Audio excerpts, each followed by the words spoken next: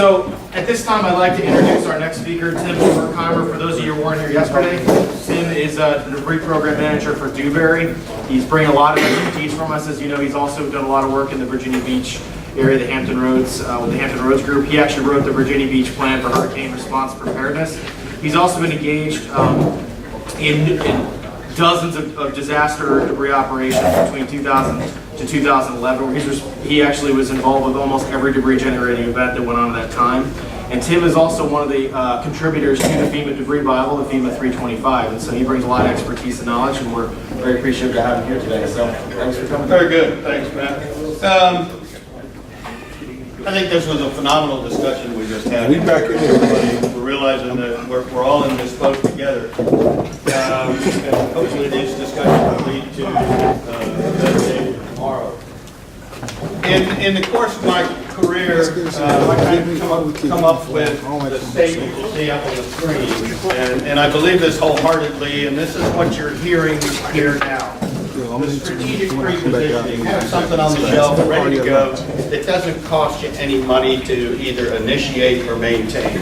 And that's the concept behind the pre-position contract. Two things you got to know, two things you have to be successful in a debris operation are resources, and that's the trucks and the loaders and the tough grinders and the labor. But the other is the knowledge of the FEMA reimbursement program. We touched on that a little bit here yesterday, and you're hearing discussion about that in the background, but I'm a firm believer that you can't talk about debris management without talking about the rules, regulations, policies, and procedures for reimbursement, because it can be such a big impact. As John was alluding to earlier, the FEMA Office of the Inspector General, or DHS Office of the Inspector General, they're going to come in and audit the books 4, 5, 6, 8, sometimes 10 years after the event, and to make sure all the T's are crossed and the I's have been dotted. And they do come back in on a regular basis and de-obligate money. Think about the way the status of the budget in your city, township, or county right now, and imagine Homeland Security coming back and saying, I want that $5 million I gave you 5 years ago for that debris cleanup, I want it back, because you didn't get your contract in accordance with the rules and regulations. And that happens pretty regularly. The best management practice, that's what your mayor, your manager, your council expects of each and every one of us. The goal ultimately is timely, coordinated, and fiscally responsible recovery, not in every community, but in your community. When you realize this, whether it's an ice storm, a flood, a tornado, a hurricane, whatever, once it hits your community, this point will really be driven home to you. A couple of things that I want to talk about today, a little bit about the debris removal, reimbursement. I want to talk about real briefly, the pilot program that FEMA has underway now that actually will reimburse you a greater percentage than the Stafford Act mandates. Talk about debris management plan, categories, sequence of operation, debris management sites, why you got to do that now, because of the complexity of the evaluation, and then discuss some of the best management practices and key considerations for staging, reduction, recycling, some of the disposal challenge and DMS operations. This is the reimbursement Bible here. I used to joke that I sleep with it under my pillow, but don't quite do that. But in order to be eligible for reimbursement, debris needs to be generated by the major disaster event. And by that I mean something that has been awarded a presidential disaster declaration. The debris has to be located in the designated area on the eligible applicant. You, as the city, the county, or the town, will be the applicant to FEMA requesting the reimbursement on improved property or rights of way. And again, it has to be your legal responsibility. I also liked Barry's comment yesterday, I believe it was, that if you own and maintain the street, then the debris is yours. I really like that. I guess it was a fingerprint of that definition. Gated communities, private areas, FEMA's not reimbursing that. Debris removal has to be in the public interest. It's got to be removing or eliminating an immediate threat, or the threat of significant damage, future damage to public or private property. This became a huge issue after Hurricane Sandy over in New Jersey along the shore, where everybody's boat dock got destroyed and all of a sudden is floating around in all the bays and back bays and impacting existing infrastructure. A lot of people would go out and tie off a section of dock to the back of their house. That caused us an issue as well. But it's not just existing, but future damages. And again, in the case of the Jersey Shore, the economic viability of not just the Jersey Shore, but the state of New Jersey was going to be pretty severely impacted if the Jersey Shore didn't generate the tax revenue that comes with all the rental homes and eating out at restaurants and boat rentals and that kind of thing. The Sandy Recovery Improvement Act. This is a pilot program. Got a sliding scale. I think, John, you touched on this a little bit yesterday. The sliding scale to determine the federal share. You can keep the income from any recycling that you do and the monies you make off the recycling. One of the big ones, and this is probably one of the two biggest, is the reimbursement of regular time hours. The PA program says we're not going to reimburse the regular time hours of your force account labor. This has changed that, and it makes a big difference.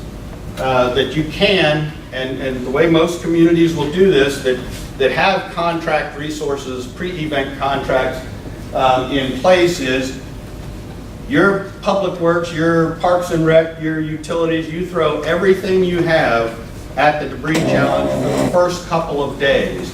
That does two things. It assists with the emergency clearance of the roadways. It shows the flag. It shows the people out there that are paying your salaries that the city is in fact responding. It also allows time for the contract resources to mobilize to your area.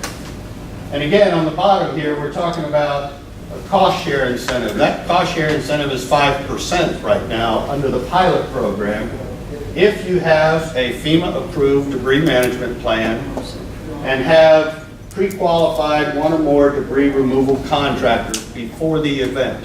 Your reimbursement from FEMA goes from 75 to 80% right there. And again, that 5%, we're talking big dollars here on these impacts, and that has a pretty significant impact. Participation is voluntary. The other side of this pilot program, and this is the second pilot program that FEMA has had trying to tweak the reimbursement regulations. First one about 5 years ago, it expired. I don't believe there were enough applicants or cities and towns that participated in it for FEMA to make any kind of report to Congress on whether to continue it or not. So it lay dormant for a couple of years. It's active now until June 28th of this year. Again, at which time FEMA will assess the effectiveness and go forward to Congress and request or not request funding to continue the program. I'm going to get back into the weeds a little bit here. It's great to have these kind of holistic discussions, but we also want to talk down into the weeds a little bit. Categories of debris. Certainly the vegetative, we're familiar with that. The C&D, that's basically anything that went into building a structure.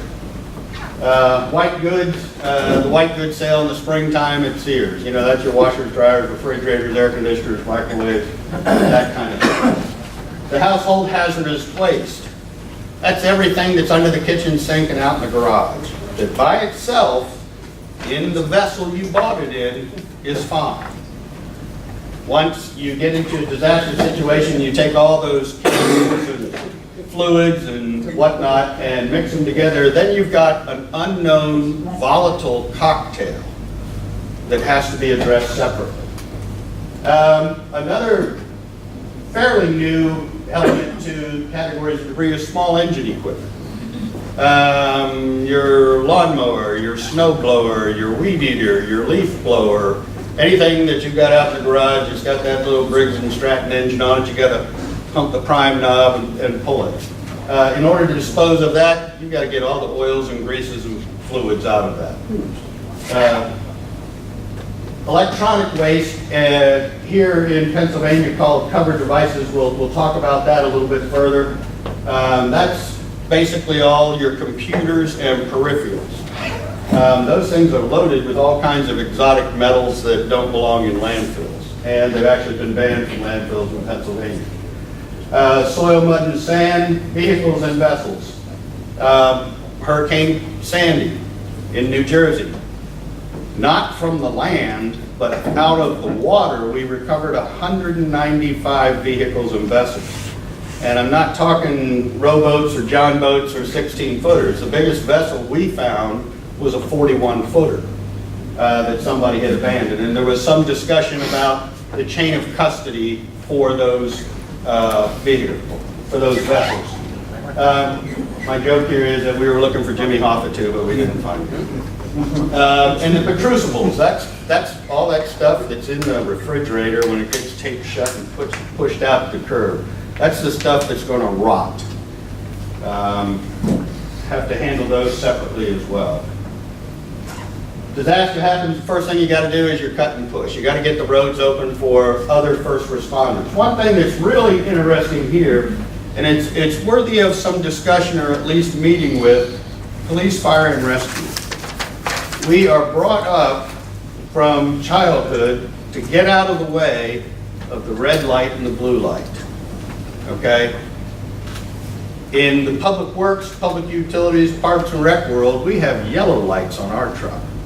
Well, now, all of a sudden, the yellow lights are going to be in front of the red and blue lights. And that can cause some command and control issues, where think about your public works superintendent, that crusty old guy down at the shop's been around for 40 years, and him encountering the young man or young woman that just graduated from the police academy that had the badge and the gun. And the old guy saying, no, you're not going down that street. It creates some very interesting relationship issues there. We talked about the debris removal, reduction, and disposal. Debris removal, multiple scheduled passes. This is not I'm driving down your street one time. One of the things that you have to do as the government agency and the driver of this contract is realize that you have to give the residents time to return to their home or come from their home and move the debris out to the curb, because it's got to be at the edge of the right-of-way in order to be picked up and eligible for reimbursement. Generally, in a lot of these pre-event contracts, we see at least one weekend allowed between passes. Debris management sites. You see the list of evaluation criteria there. We first have to forecast the volume of debris based on the design event. In Philadelphia, we were working with the city to evaluate some potential DMS sites, and we're looking at them for flood, hurricane, and ice storm, and forecasting volumes of debris, which then will allow us to estimate the number of acres of property required to process the debris. We heard about a debris management plan, where was it, in Seattle, where it's being held under wraps. We talked about this yesterday about, do you go out with your public notice now and let the community know that you're going to put this debris in their backyard? Or do you wait, do you hold it under wraps and only unveil it post debris when people's mindsets is different? All of us, whether we wear a uniform or work in emergency management or public works, we all like to think that we are good city or county employees. One thing that's going to happen when the disaster hits is you're going to be impacted too. I will never forget the night the Hurricane Bonnie was approaching Virginia Beach. My shift in EOC was about to start, and I was standing in my house thinking my wife and 2 small daughters were there, and just how good a city employee am I? And can I, as a husband and a father, walk away from my family in this situation?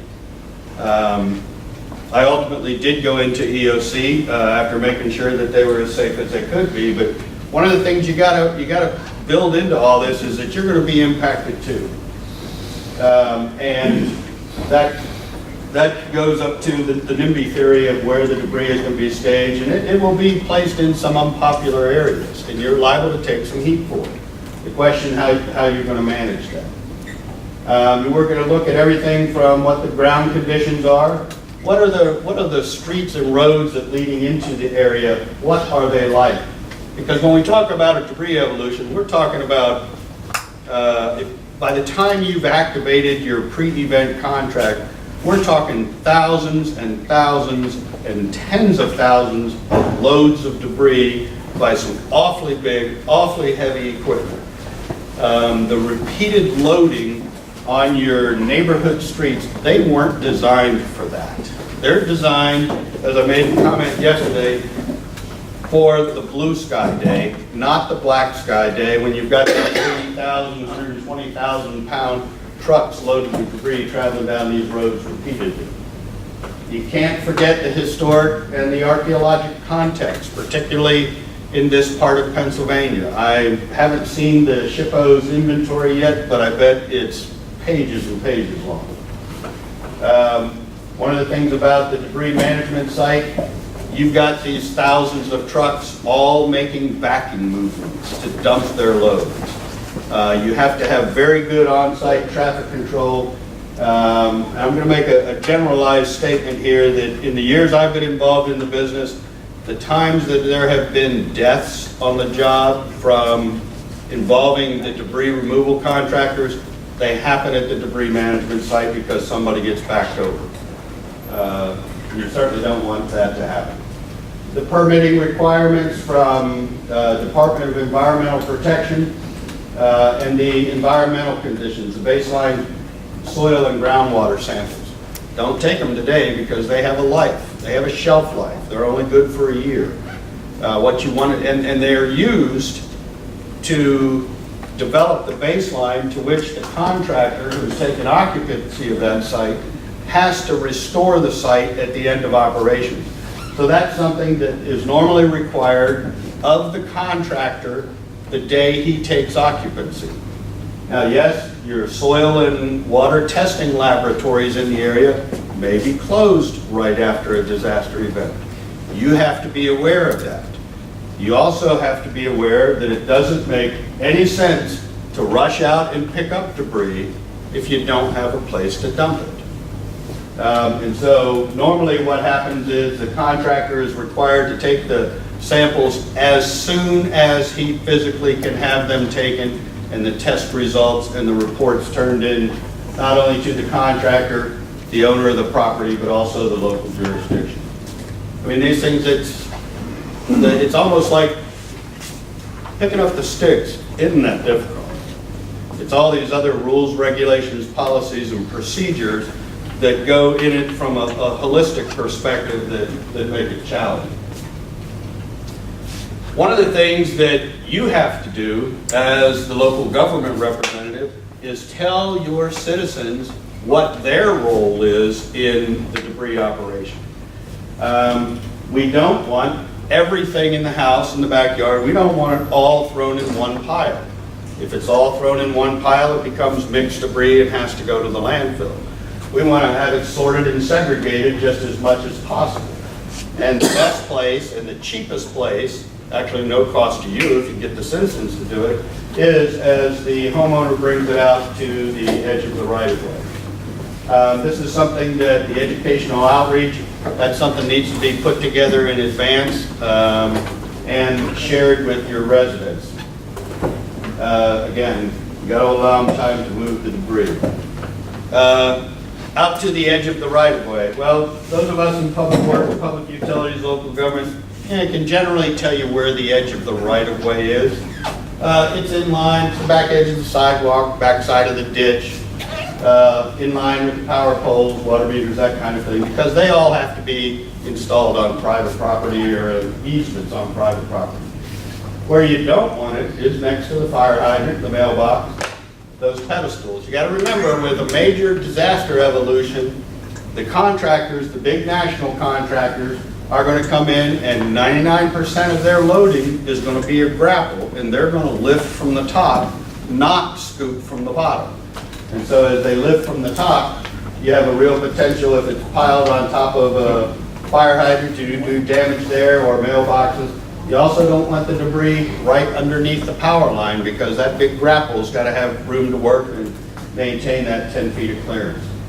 You don't want it over top of your water and gas meters. You don't want it in front of your drop inlets. But this is something that it almost seems like second nature to us, but you have to educate the general populace. It doesn't work, it doesn't live in this world. I said earlier, informing the residents. Probably the best public information campaign that I've run across in my years in the business has been developed by the Solid Waste Authority of Palm Beach County. Palm Beach County gets hammered by every hurricane that comes up the coast of Florida. These guys are good at this. And they've got an excellent storm preparedness guidelines available both on their website, and if you want to call them directly, I'd be happy to share that with you. Something like that, full of frequently asked questions. These things can be sent to your residents in monthly utility bills, public building posters. Don't forget the kids. The kids can be a big help, and this is something that could be a community safety approach or something like that in the schools. We saw yesterday, I guess, one of the things I want to just interject here is it's pretty interesting to me. I guess this mine is like the third presentation, and you're seeing the same themes come from the different folks that have been up here speaking. So that doesn't tell you something, I don't know what else will, that we all keep saying the same thing. The debris hotline. You're going to get calls, and the calls are going to be a pain in the rear. So you need to plan for that and manage your evolution and have somebody set up to do that. We get into the debris reduction. Learned yesterday that probably no burning in the SEPA task force area. These are some air curtain incinerators. For those of you that aren't familiar, there's a big blower back here. Air is just pumped in through this header pipe. The plenum deflects the air off the back side of the pit, and it reflects back down into the fire, over-oxygenating the fire. Regular pile of vegetative debris stacked and burns at about 400 degrees. This is just like the blacksmith and his bellows. That fire right there is probably 2,000 degrees. And so you get, if you're trying to reduce your vegetative debris to its smallest quantity for ultimate disposal, ultimately that's the way you do it, because you can get about a 95% reduction in volume with the air curtain incinerators. What you see over here, you see a little bit of smoke. These air curtain incinerators are being operated properly. Average smoke opacity or thickness, ability to see through it, whatever you want to say, however you want to define that, about 15% for an air curtain incinerator operated properly.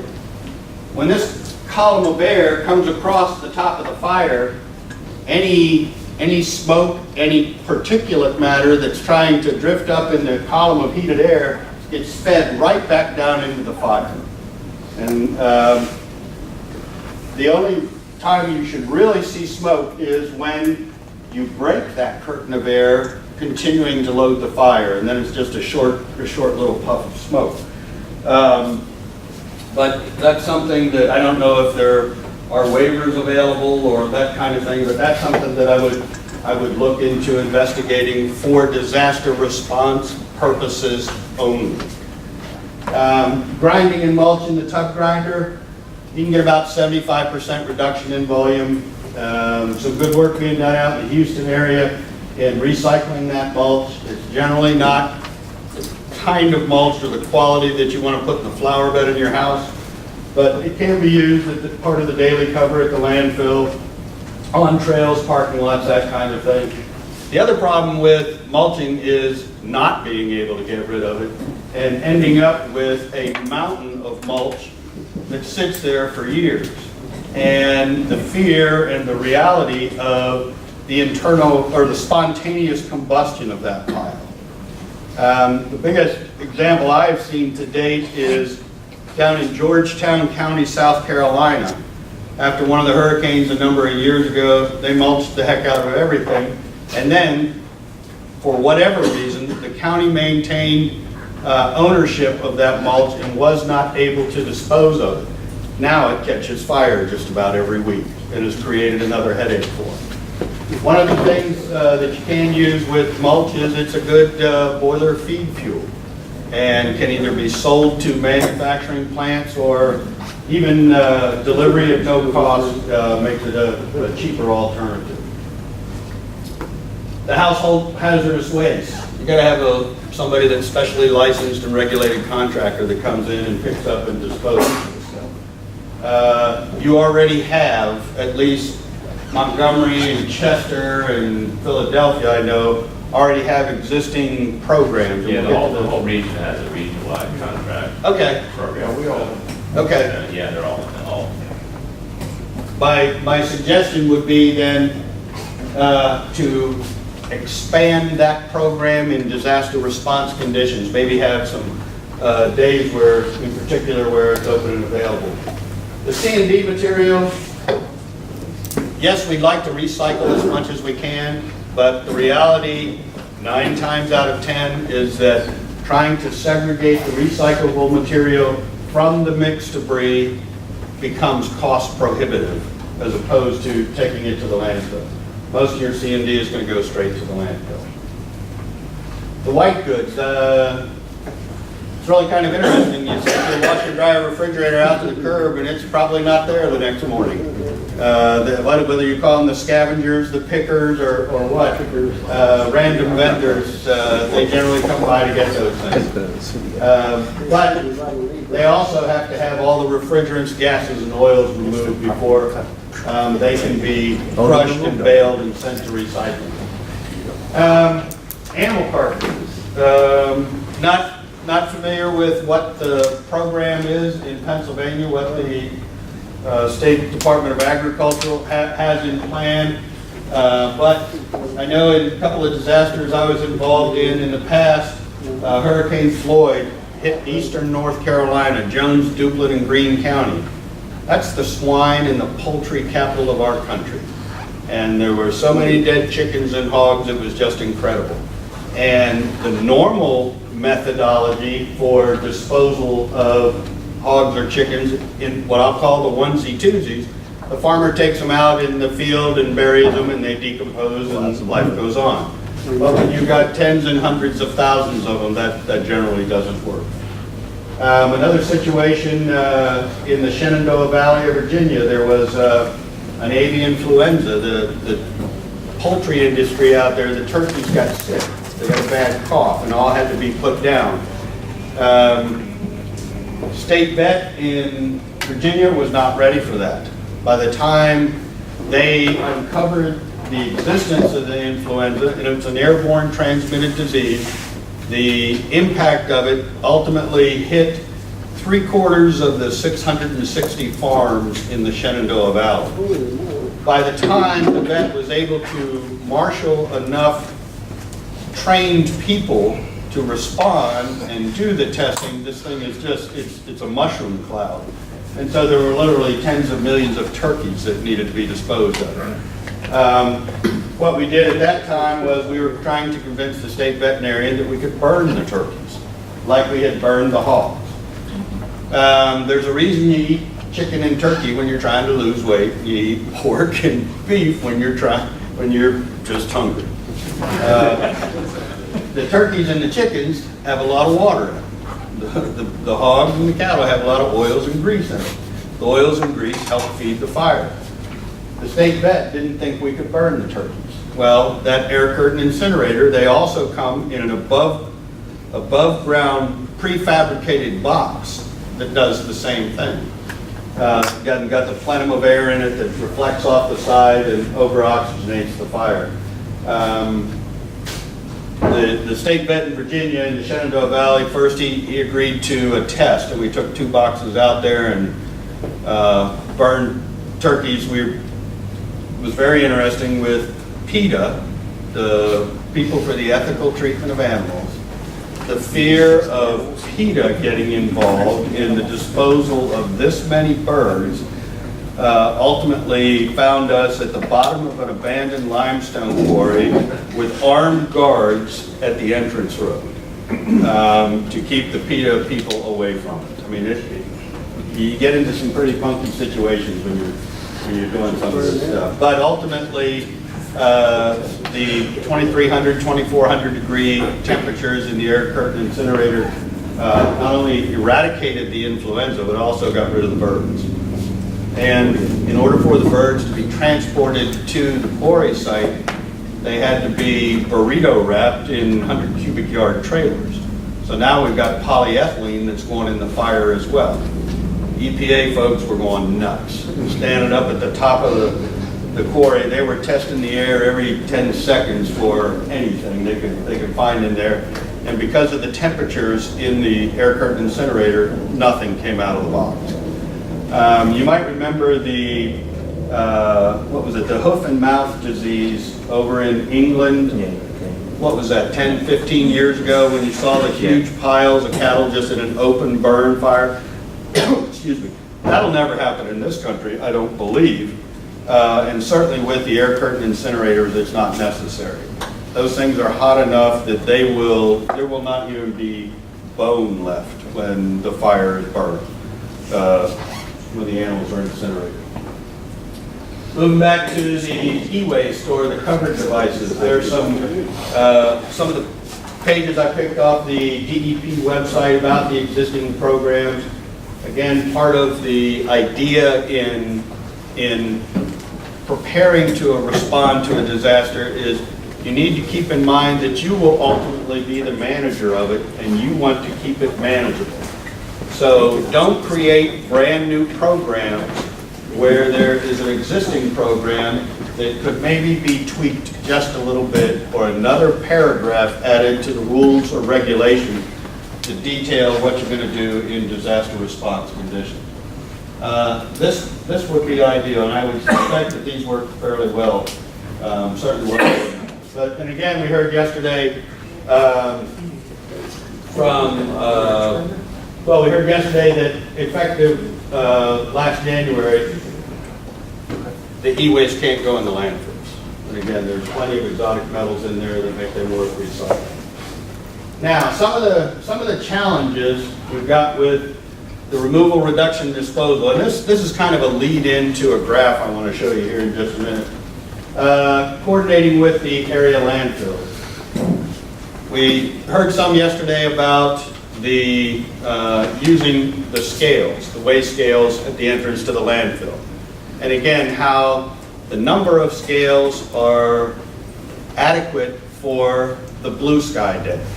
You start adding 8,000 or 10,000 additional trucks hauling debris into the landfill, and you're going to end up with trucks in a queue that will ultimately impact the local travel routes. Offering up that in some situations like that, or in most cases what we see is debris removal is paid for by the cubic yard, then requiring the construction of a monitoring tower at the dump site, whether it's the debris management site or the final disposal site, for the monitor to look down in the truck that's been measured for its maximum load carrying capacity and determining what percent loaded to capacity that truck or trailer is.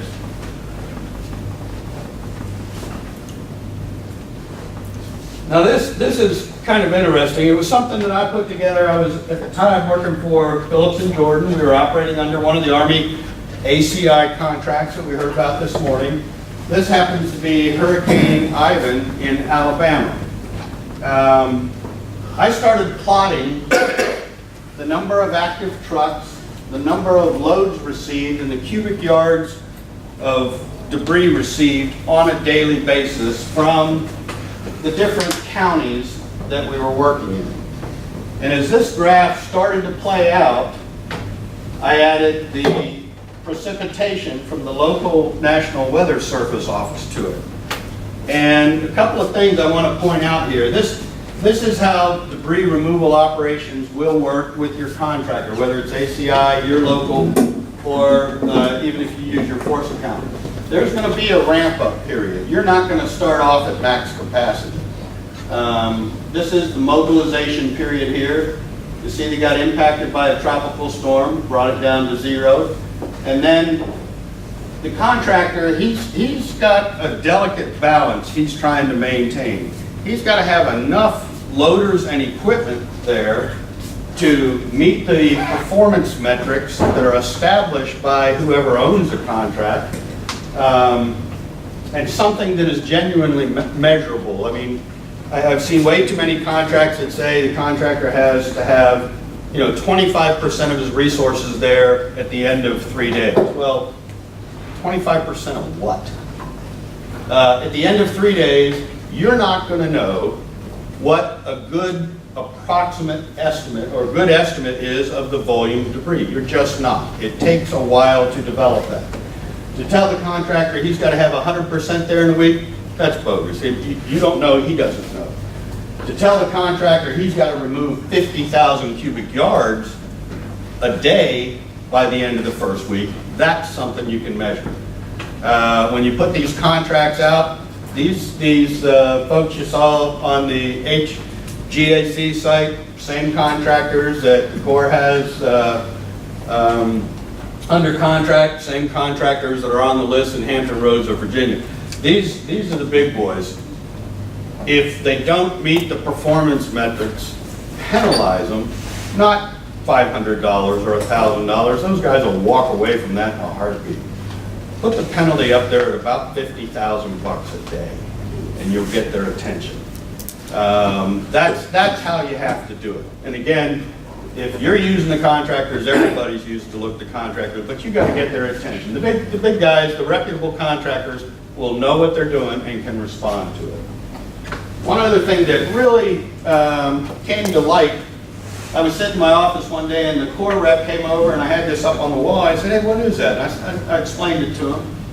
And he said, what's all this? I said, well, I want to show you right here what the impact of 1/100th of an inch of rain did that day. And the impact to the operation. This line averages out up here. All of a sudden, we're down in this neighborhood. And that's the impact of 1/100th of an inch, 7/100ths of an inch. Doesn't even have to be 1/10 of an inch of rain. The impact is not out picking it up off the asphalt street. The impact is at the debris management site, where again, you've got these heavily laden trucks, most of the time driving on bare earth roadways that get stuck very quickly. I heard somebody mention earlier, we saw a picture of a 100-yard truck with the bed elevated, blown over in the wind. That stuff happens on a far too regular basis. But it's some of these things to take a look at and keep in mind. The balance that the contractor's got to get is he's got to meet the performance metric. There's also a point where he also has to start letting resources go because he doesn't need them anymore. And I can almost show you right here on the graph, and unfortunately this is the way debris operation sequence. You go for the low-hanging fruit first, right? The big piles on the edge of the roadway that are easy to get out of the way and only require a load ticket for FEMA reimbursement. Then you've got your leaners, your hangers, and your stumps. Everybody know what leaners and hangers are? Trees that are broken, that are leaning over but haven't fallen to the ground yet, but present a public safety hazard. FEMA requires you to have a photograph of the leaner or the hanger before it's cut, the cutting operation in progress, and then the tree after the branch has been cut. And we're talking branches the minimum size is 2 inches. So everything over 2 inches, every tree limb has got to be photographed and got to have GPS location for it. So what ultimately happens is the contractor goes after the low-hanging fruit first. Again, he wants to make as much of his money early on as he can. And then back in this end of the operation, this is when the leaners and hangers and stump removal starts, because that's a little bit more of a specialty effort. Different crews have to come in, different paperwork requirements for reimbursement there. But it was something that was just, I was almost doodling and that came up with something quite by mistake. Again, the capacity, the challenges with disposal. Capacities at the landfills, the change in the permit stipulations. We heard DEP is ready to do that. At your request, transfer stations, you've got to be careful about the transfer stations. FEMA is not going to pay for double handling debris unless you can prove that it's a necessity. And it might be in urban areas where you've got narrow streets and debris that's all piled, commingled, often gets taken to somewhere in the city where a bigger pile is made and it goes from that 20-yard truck or 30-yard truck into a 100-yard truck and then transported on. But you have to prove that to FEMA in order for them to pay for it. So could you just clarify that? So I actually think I may have asked this to John in the hurricane conference. The question is, so in the city we don't have any landfills, and I'm sure others are the same. So everything goes to the transfer stations. Is the transfer station considered the ultimate disposal location for debris operations for FEMA? Is that acceptable, No. or is not?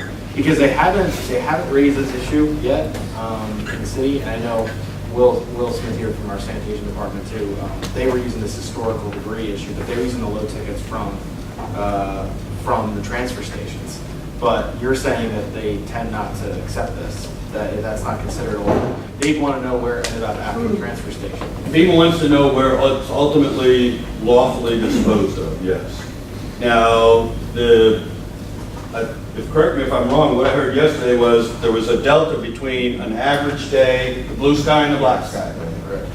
And the delta was what was being requested to be reimbursed by FEMA, absent a load ticket for every load. Correct, but they were basing the delta on what was going to transfer stations, not to landfill. No, well, but from the landfill record then showed where the ultimate disposal was. But it was a matter of recording each load of debris and making the point to FEMA that we've got the blue sky day average number, and then all of a sudden it's peaked here, and this is the difference that we want paid for. But the transfer center ticket, there also had to be a ticket from the transfer center to the final landfill site for that truck to accompany that. Yeah, I'm not saying it's not reimbursable, but if you're seeking reimbursement, you've got to show where it came from and where it was disposed of, and any stops in between. Again, the traffic control, not just in the urban city, but county routes. One thing that, depending upon the time of year that the disaster happens, you can have school buses impacted in the morning, and you'll hear about that very quickly. Local bus transit, regular users of the roadways. You know, you got to climb out of the box. If you got a 4-lane or 4-lane road, you know, restrict your debris hauling trucks to the right lane and post that and let the citizens know that. It's just a way to make things a whole lot easier. The citizen input generally is going first to the councilman, then to the manager's office, then back down through the director of the department, and then it ends up on your desk to deal with. And my experience is that it usually comes in a red folder and needs to be taken care of by the close of business. You can ward off a lot of that by being a little proactive, and that's the theme that you're hearing from all of us here is if you're ready for this evolution, it happens a whole lot smoother and a whole lot easier.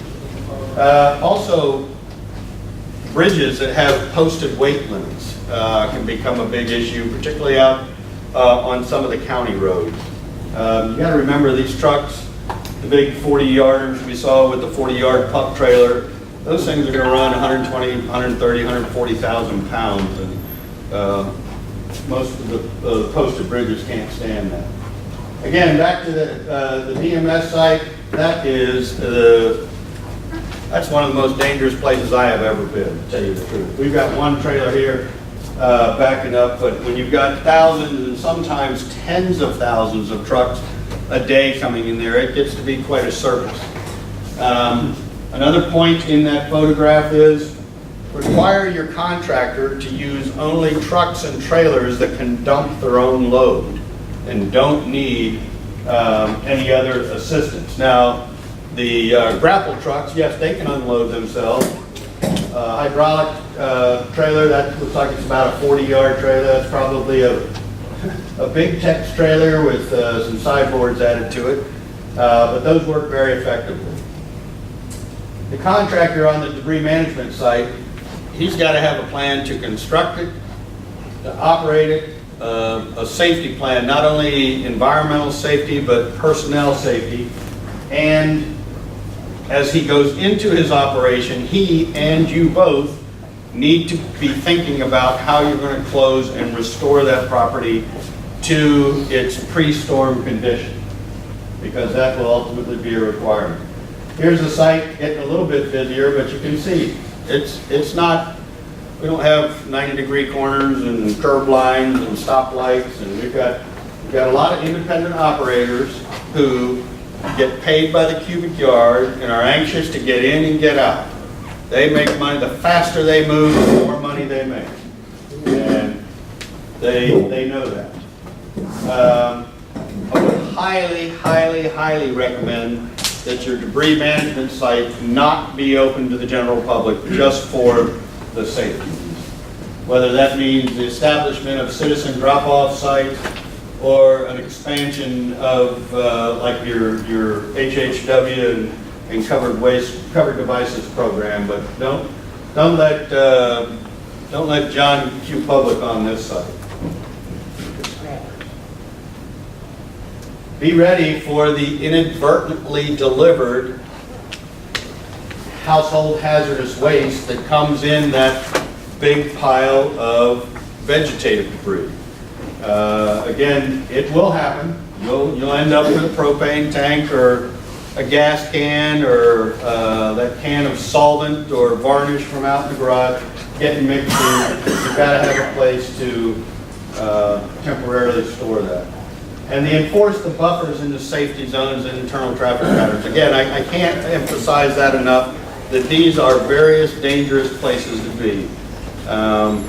When you get out there from any kind of significant disaster event where these DMS are open for months at a time, you got to police your contractor, because the guys start to play out there a little bit. A little bit of horseplay goes on out there because it becomes almost a dull and boring routine for them. And they're trying to find ways to spice it up. Every time I go in 7-Eleven, you see the little helicopter planes that are so popular now. I mean, God, they're selling them in all shapes and sizes. On a job I was on down in Florida, I encountered some guys out there having a race one day on the debris management site with those things and not paying any attention to what was going on the site. I said some bad words that day. For your DMS operations, if your payment methodology under your contracts by the cubic yard, you're going to need a monitoring tower. They come in all shapes and sizes. There is a picture in FEMA 325. Looks a lot like this one. That looks like a nice tower, but look at the size of the truck coming close enough to this tower for this guy to exchange the load ticket with the driver. This guy coming down, that usually doesn't happen because that slows down the operation and that creates a queue.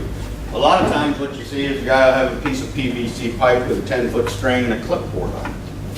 The monitor will hold his piece of PVC pipe and clipboard out the side of the tower so the driver can get it, puts his ticket on it, fills it out, sends it back. There's nothing between that truck and that tower that will keep that truck from knocking that tower over. And again, we're talking not very high speeds, not going to take much of a bump. That could do some real damage to that. This one I put up here, I saw one of the presentations yesterday. Similar shot, snow. The base of the tower wrapped with a tarp so that keeps the wind off the bottom of the tower and makes it a little bit warmer. I was on a job in Oklahoma where the guys in the tower decided to do that. The wind picked up and blew the tower over. This added just enough more sail area to it that it blew the tower over, literally fell on a guy's pickup truck, ejected the FEMA representative and the monitor. Very fortunately, they weren't hurt terribly bad, but that certainly taught us a lesson that when you build your tower, you need to anchor it to the ground, and you need to put Jersey barriers or something between it and the trucks coming in. Again, very, very dangerous site. The man lift over here, yeah, you can use those first couple of days until the contractor gets in and builds his tower. You can build the tower out of scaffolding. Certainly not all weather. And again, you're going to try and keep these operations going, at least the removal. And if you have gravel haul roads, construction stone sized gravel haul roads on the interior, you want this to be an all-weather site. Hey Tim, can I ask a question? Yeah. So the phrasing that you used to describe a lot of these says you should do this and you should do that. So I guess I'm wondering, are these recommendations that we should build into our contracts and make sure that we hold the contractor Yeah. or is there an expectation that we're constructing? No. I'm sorry. Thank you. Okay. Thank you for pointing that out. When I say you do that, you build this in your contract. Okay. Virtually every debris management contract, Cheryl, I think they're in all yours. The contractor that's operating the site builds a tower. Okay. To the local building code.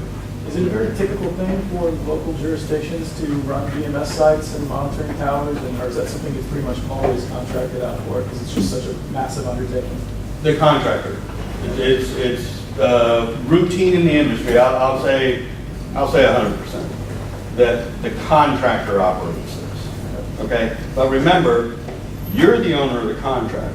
Something goes wrong out here, and whose picture's on the front page of the paper?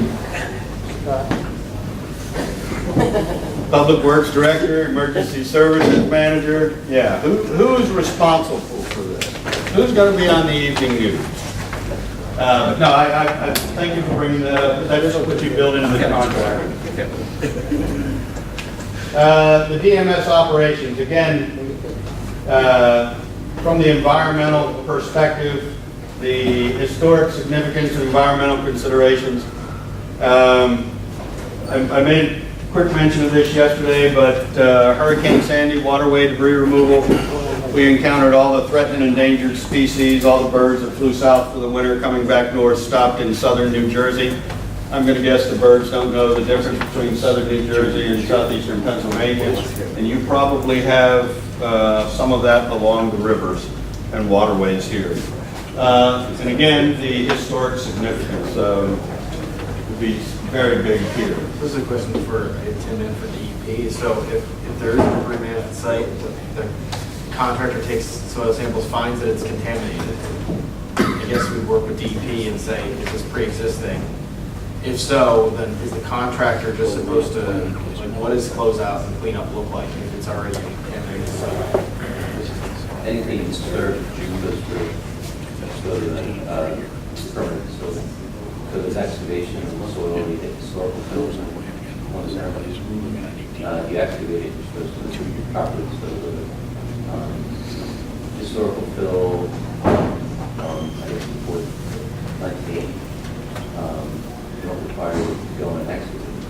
you do disturb it. In other words, it's a historical disturbance, now you can generate it. Then the question from the contractor becomes, or his argument is, I didn't disturb the soil. All I did was operate on top of it. I didn't excavate it. I didn't disturb it. That would fall in place, like in the city, if somebody has to brownfield site, we might still be able to operate without disturbing the site. So is that something in the contract that has to go, that the contractor will not disturb the site so that it leads to some kind of DEP issues, or? He's very likely to come back to you because he's getting the baseline testing done. He gets a copy of the report, you get a copy of the report, and the owner of the property gets a copy of the report. And then the question becomes, do you abandon that site because it is contaminated, or do you continue to use it with the restriction on the contractor that he can't disturb it? But for debris evolutions, and we're talking primarily the vegetative reduction here, unless you're digging pits for your air curtain incinerators or a small pit for the inadvertently delivered household hazardous waste. That hazardous waste containment facility, that can be hay bales with 6 mil poly and a tent over it as well, and 6 inches of sand. It doesn't have to be excavated. But that's something that you would work out with the contractor. One of the other things is, again, contractor for the vegetative debris removal, every one of those trucks and trailers out there is loaded with hydraulic fluids and hoses and lines. And gosh, how many times do you see somebody blow a hydraulic hose and all of a sudden you got 50 gallons laying on the ground? Yes, sir. Let's just drop that. You mentioned something about the owner of the property. Okay, it's my understanding that these properties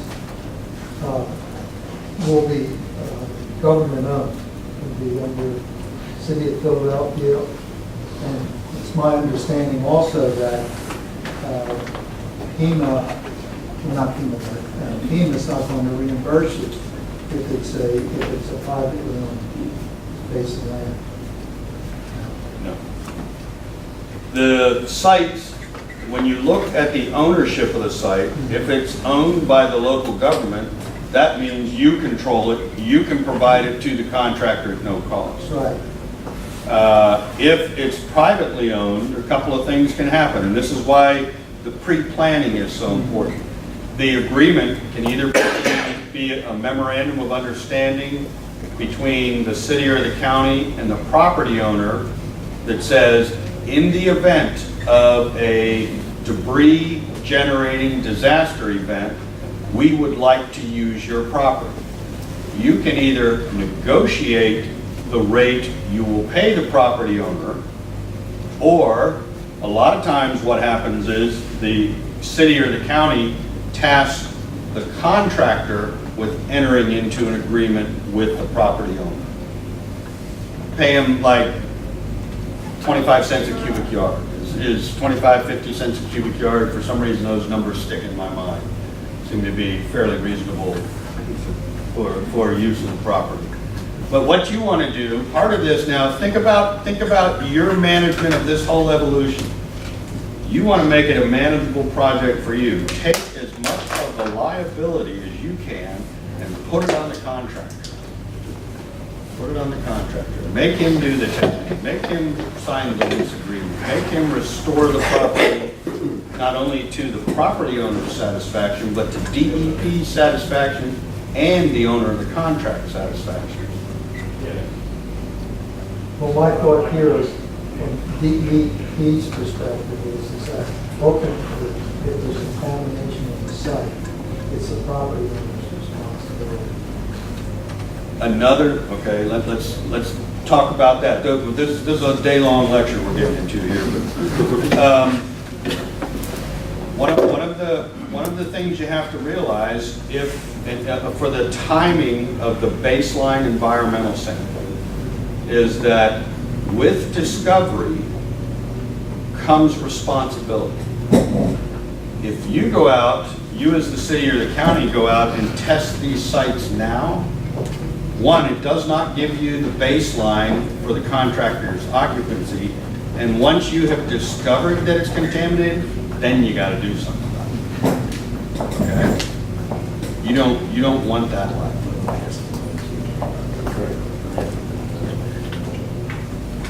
There's this is why if there's one thing, if there are two things you're going to do early, go ahead and get your contract out there, and two, find your sites and have them develop. I know in Virginia Beach early on, in the center of the city of Virginia Beach is the Naval Air Station Oceana, where it's the master jet base on the East Coast. I love jet noise. But around the runway, there are these huge agricultural fields. Well, that's what they look like to John Q. Citizen when he drives down there, but I know those are crash zones. And there are no houses built in a radius of X number of feet. And we were looking for debris management sites. And here's all this open land. So we approached the commanding officer of the Naval Air Station and said, here's what I want to do for you. I can't come on your base, but your contractor, if you allow me, the city of Virginia Beach, to use part of that crash zone or that agricultural field, and yeah, you got to pay for crop damage and all of that kind of stuff. As a debris management site, we'll process the debris that comes off the Naval Air Station at no cost. And you got to kind of get out of the box a little bit here and remember that we've gone from while we're doing this thinking, it's a blue sky day we're thinking about, but we're also preparing for the black sky day. And this isn't quite true, but most of the rules, regulations, policies, and procedures that we have in effect today, you can throw them out the window the day after the sky turns black. I mean, it's like your purchasing or procurement agency. They've got emergency. They can get something in a hurry if they need to. But does that address your question? Well, I was just presenting that from the department's perspective, when you're taking this into consideration. Also consider, your liability in that piece of property and closure time. And again, hand that to the contractor. Yes, ideally, you would want all your debris management sites to be city or county owned property. Is that going to happen? Probably not. Okay, rarely does it happen. Oftentimes you find a farmer that's got a field out there that's either got crop in it or is fallow this year, and he doesn't mind you processing debris. But you make as much of you shift the liability away from yourself over to the contractor. And the contractors, they know this. These guys are ready for this. And the other thing on the private contractor side, they have a lot more latitude. They can go behind the barn and shake hands with a farmer, and you can't. Okay? They've got a lot more freedom and latitude, and money can exchange hands right then and there. They can do a whole lot more that a local government can't do in terms of expediting something. Normally, when we think about expediting something, we think about the cost going up. Well, the contractor offers to pay 25-50 cents a cubic yard and restore the land. Or if you're using, I know we don't like to use school properties, we don't like to use recreation fields because, one of the major tenets of disaster response is get the kids back into their routine early from a social perspective. But Palm Beach County, Florida, they're using soccer fields. And part of their contract with their debris removal contract is that he not only needs to restore the soccer field, he has to sod it, he has to repair the irrigation system, he has to put the fence back up. You can have him build you a brand new facility or rehab your facility in order to use it during the disaster response time. And if that's part of the contractual agreement, that can be reimbursed by FEMA because the contractor is going to build in that cost back into the cubic yard or the tonnage cost that he's charging the city or the county that you'll seek reimbursement for from FEMA.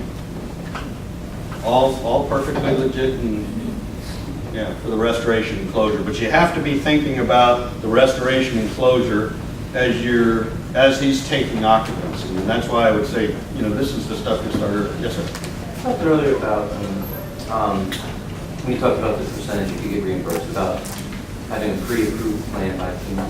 Mm-hmm. So they do review, you submit plans? to You would send it to FEMA first, and then there's, they've got somebody at the region that is approving. That will be different than the contract, that those are two different documents. Right. FEMA won't review.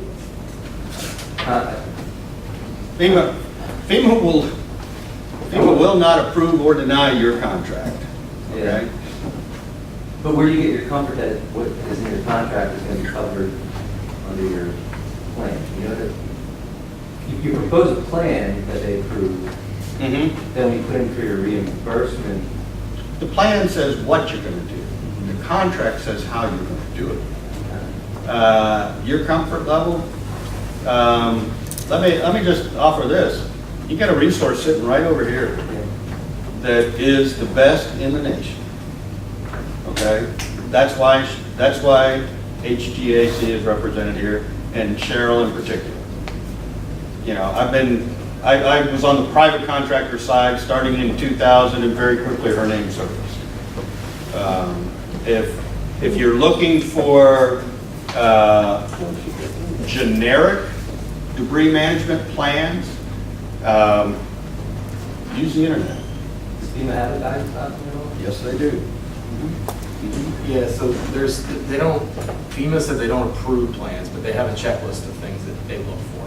So they're not going to tell you it's good or bad. Ed Budnick from Region 3 reviews the plans from our region. He was supposed to be here, but he's deployed to Maryland, I guess. But yeah, they do have a checklist available, and he can send it out too. And just that you meet certain criteria. And in terms of contracts, I don't think they review them at all. No, the FEMA checklist though. Yeah, there's their checklist. Yeah. Look at 325, FEMA 325. I think, I know in the past week, they don't approve nor deny the contract, and that's where I think you have to depend on your own legal counsel, contracting specialist. Hey, is this a kosher contract or not? We have reviewed on behalf of FEMA and localities just for, hey, are there any missing pieces in there? But that's as far as it goes. See, there's a liability that comes with approval or denial. Correct. Yeah, And so you'll get comment, but you're not going to get, but the OIG report, after they investigated HGAC, was a major thumbs up. There's your proof positive right there. It comes up when you're talking about the soccer field. I'm guessing, I'm assuming that FEMA's not going to reimburse for what was a soccer field, which is now like a stadium. Your contract. They've got alternative. Trying to get the Phillies the stadium. They've got alternative procedures built in, but that's not quite one. I assume that. No, and FEMA, the thing to remember about FEMA is FEMA is not coming in to make you whole. Yeah. They are going to come in to restore you to pre-storm conditions. That makes sense. Okay? Now, once you get into the rules and regulations, policies and procedures of the public assistance program, there are mitigation opportunities. Meaning that, say you've got a sanitary sewer pump station and you get a ice storm comes through here, a tree limb falls off and knocks off one corner of it. FEMA is interested in paying 3/4 of the cost for you to go in and improve that facility so that that same damage doesn't happen from a similar event in the future. You have to, when you're looking for the reimbursement, you're always looking at mitigation. Every project worksheet should have a mitigation application that goes with it. But yeah, that's again, get into a little bit different world there. But make the, again, with the vegetative debris, make it a continuous process, even if it means hauling out after hours, loading and hauling those out after hours. And for God's sake, coordinate with the local fire station. They're going to show up, okay? The fire marshal, go out and tell them, or your contractor. I mean, back to this, I said, require your contractor to do the coordination. One of the things that's kind of interesting, and this is a real life example, Weston, Florida, we were operating a debris management site just down the street from a high school, across a fairly wide canal from a nice neighborhood, and all of a sudden the contractor comes in and starts piling vegetative debris on this, a future park site. Well, all of a sudden the neighbors on the backside say, oh, all these rodents, these, I weren't muskrats, nutria, all of a sudden are invading their neighborhood, and the contractor caused it. Well, the contractor didn't cause it. The damn nutria had been there since day one. But the vegetative debris being piled there created a very nice habitat for the nutria, so all of a sudden they got more active, and all of a sudden there were more of them, and we ended up getting a vector specialist, not a vector, a rodent specialist in there. A little peanut butter at the end of a piece of PVC pipe. I thought that was kind of neat. Yeah, poison peanut butter. Anyway, that pretty much brings me to the end of the presentation. I'm willing to open the floor to any questions that anybody might have. Yes, sir. I want to make sure I'm understanding something correctly. As far as FEMA, well, let me start this way. Is there any inkling or rumors going on that this project, this pilot program will be extended? Is there any talk out there that... Yeah, at the National Hurricane Conference a couple of weeks ago down in Orlando, the recovery director, I can't think of his name, but he did mention that June 26th expiration date, if you will, is they're looking to extend that. I don't know because it would expire June 26th of 14. 14, yes, and that they've received positive feedback that they want to continue to extend the alternate procedures program. I don't know if that's been. I mean, I checked the FEMA website pretty frequently, and I haven't seen that yet in the Federal Register, but I believe that. I haven't. I get the alerts. I haven't seen the chip. Yeah. But Okay. Then my next question would be, in a debris management plan, right? Presently, we have an accepted plan from FEMA for debris management. However, with the new requirements, I don't think it goes far enough, so we have to tweak our plan. The one thing we would have to identify is a debris management site, which we don't have a designated site, but in our plan, we have what's required to set one up. So my plan going forward is to find county property that the commissioners are going to allow us to designate as that site and actually have like a mapped out, the roads coming in and going out. Sketch a Right. site operations plan. My bigger question would be the contracts, having contracts in place 2 to 3 deep with contractors moving forward. Does that need to be in the accepted plan for FEMA when you present that to them? That you have these pre-designated contracts, or can that be worked on after? That's my understanding. That's separate. Yeah, that's separate. Okay, so it doesn't have to be spelled out in the plan that you have this set up. Right now, you just have to work towards that after your plan's accepted. Yes, I mean, Okay. your plan, you need to review your plan every year, but the base plan should pretty much stand in perpetuity until somebody figures out a different way to clean up debris. Your contracts are going to have a life cycle. Core contracts, base a 4-year extension. Don't make it a 1-year contract that you have. Again, make your management of this whole thing easy.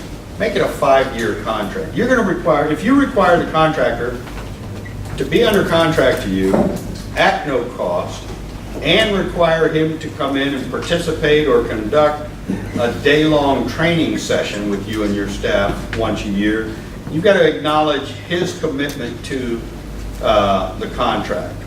Also, you don't want to have to go back through every year. So make it a 5-year contract, or as long as your purchasing department will allow you to. And then each year, this is very important. Each year, that you want to extend the contract. Say you have a base of 1 and 4 one-year extensions.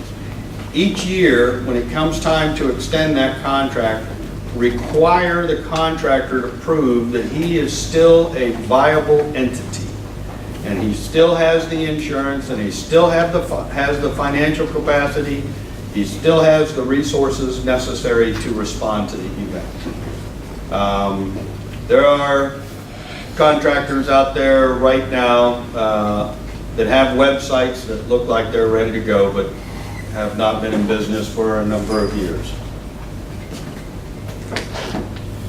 So I had a question with you, Cheryl. This came up actually in Florida as well, because we just dealt with the ice storm, that there are eligibility concerns about the trees that are hanging with ice that don't fit the leaner hanger description. They haven't quite fallen over. And I guess some of these jurisdictions were cutting this down because it wasn't posing a threat to the right of way or to wires or to whatever. What have you seen? What's your opinion on this and dealing with ice and tree debris? Were they just skinny trees that are young? It sounded to me like they were leaning over because of the weight of the ice and Yeah. snow. So they weren't quite, well, I think there hadn't been branches broken They hadn't yet. broken. It hadn't broken yet, but it looked like it was going to come over the next few days or. If you, I mean, you've got, I mean, to be eligible for public assistance program reimbursement, it has to eliminate an immediate threat to public health, safety, and welfare. Right, so I guess maybe the issue is just proving that case. Just maybe just the documentation. I mean, and a lot of times in an ice storm, a tree will lean over, and then after the ice melts, you know, it'll take a week or so, but it'll straighten itself back up. I mean, the limbs that have now touching the ground, once the sun comes out and the juices start running through the tree, it'll stand back. That's what we've seen as well. Yeah. Is And there, FEMA will pay to straighten the tree, lean. You know, it's most of what you're going to deal with is stuff that's broken. But that's where, again, when you're in your contract, the contractor is going to do the leaners, hangers, and stump removal. The leaners and hangers require the contractor to have a certified arborist on his staff. Okay? So he's not pulling the wool over your eyes and cutting every tree out. Just those, because you get into, you know, the 50% of the root ball's got to be exposed. What is it? 30% of the canopy's got to be gone. You've got some decisions with vegetative debris and the leaners, hangers, and stumps that you'll need an arborist or want an arborist to make that call. And again, require the contractor to do that. you bring the Parks Department in, you can establish, most communities have standards for tree trimming, like making a collar cut versus a cut that's several inches from the break due to the health of the tree. Because if you read the standards, they want to eliminate a hazard versus health of the tree. And we've seen communities utilize their own standards for tree trimming. I mean, that not only eliminates the hazard, but protects the tree as well. I mean, Tim, I don't know what you've seen in situations like that. Yeah, that's always a point of contention. Same kind of thing. And you know, you go back to, this is your disaster. It's a disaster in your community. You're driving the restoration of it. You're looking for the reimbursement. If you've got a set of existing policies and procedures and plans in place, FEMA's going to recognize it. Yes, one of the things I think when you deal with that, everyone has to realize, if you disagree with their assessment, ask for a second opinion from another representative from FEMA or from one of the state officials that are in there guiding them, because I've had numerous instances where FEMA guys say absolutely not, and somebody has to come along and say, well, you know. Huge. We don't FEMA reps in the room, right? This is being recorded. I remember that. Yeah. Just let me say this about that. FEMA does not have the full-time staff to respond to every active disaster in the world. That is correct. What FEMA does is FEMA has a cadre of disaster assistance employees, very much like the National Guard or the Army National Guard or whoever, the Guards. These folks get some base level training, and then they go home and wait till FEMA needs them. And then they come out and attempt to do their very best at applying the rules, regulations, policies, and procedures that FEMA has to situations that, and we'll use debris management. Not a lot of people, well, there are a few DAEs out there who are very good on the debris management side, but debris management is something that's, that's not in everybody's resume. And then coupling that with the rules, regulations, policies, and procedures that FEMA has, we're getting a little far out, and just as you said, if you are not satisfied with the report that the FEMA representative gives you, ask them for a second opinion, and they will give it for you. I had a colleague of mine, he was in law enforcement for 20 years down in South Florida, and he got into the disaster business after some hurricanes there. And he said the single hardest thing for him making that transition from LE to doing the FEMA work is that the laws that he followed were written in, shall and will, and the FEMA, if you read the FEMA guidance, it's may and can, and it's that people are interpreting these rules and people are fallible. Again, it's one of those things where you absolutely have your right to take second opinions, because a lot of times people are projecting their personal beliefs and their experiences on federal law, and it's an interpretation type of issue that you certainly have again the right to get that second opinion. Well, in addition to the second opinion, denial of a project worksheet, which is the invoice, if you will. Denial of that, there is an appeal process for that. There are several levels of appeal, actually. And so, and that happens, fairly regularly and routinely. So, yes, sir. Is the denial of that invoice, is it the entire thing, or do they do it line by line? No telling. No telling. Both ways, Jeff yeah. Parrish? Like you get partial reimbursement? They could determine one thing as reasonable, another thing's not. They could say you got documentation for this, but not so much there. And the appeals process, they're still doing Katrina appeals in 2005, and it's a long process. They have an arbitration process now that they're instituting to expedite this, but it ain't over till it's over. Yeah, the one thing you need to keep in mind with that is you've got what we call small projects versus large projects.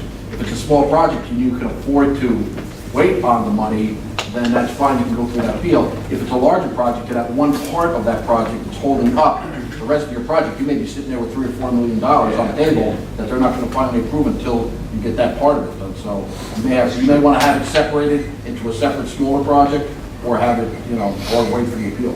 And now we're getting into a project, defining a project, and how do you formulate your project, and what's the difference between a small project and a large project, and that's public assistance 101.